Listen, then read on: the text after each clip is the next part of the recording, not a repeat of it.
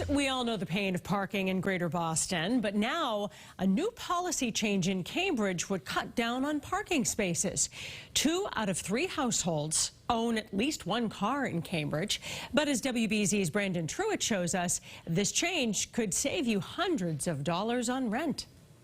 Overwhelmingly, I think this is a common sense policy. Burhan Azim is in his first term on the Cambridge City Council and is already putting things in drive.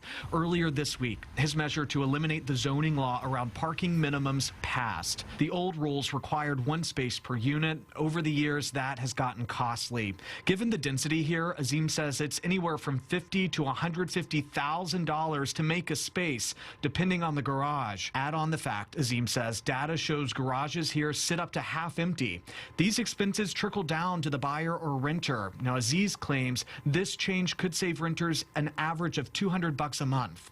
It's a lot of money, and it doesn't really make sense in a city where 1/3 of people don't drive, and in places like Central Square, where we are now, 2/3 of people don't drive. It's a very challenging time, particularly to build housing. Tamara Small is the CEO of an advocacy group for commercial and residential developers. Small says costs are skyrocketing for land and construction, along with interest rates.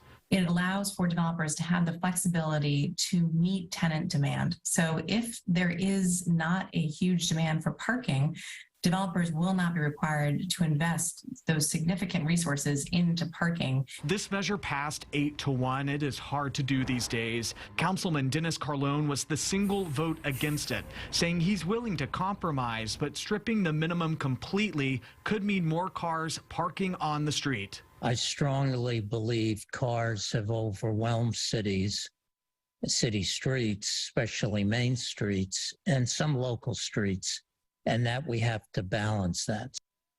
So Azim says that this has worked in cities like Seattle, Nashville, and Buffalo. Again, this only applies to off-street parking lots. Critics argue that this will make street parking more difficult in a city that has invested millions reducing street parking to make room for pedestrian and bike lanes. Paula, Lisa. All right. Thank you so much.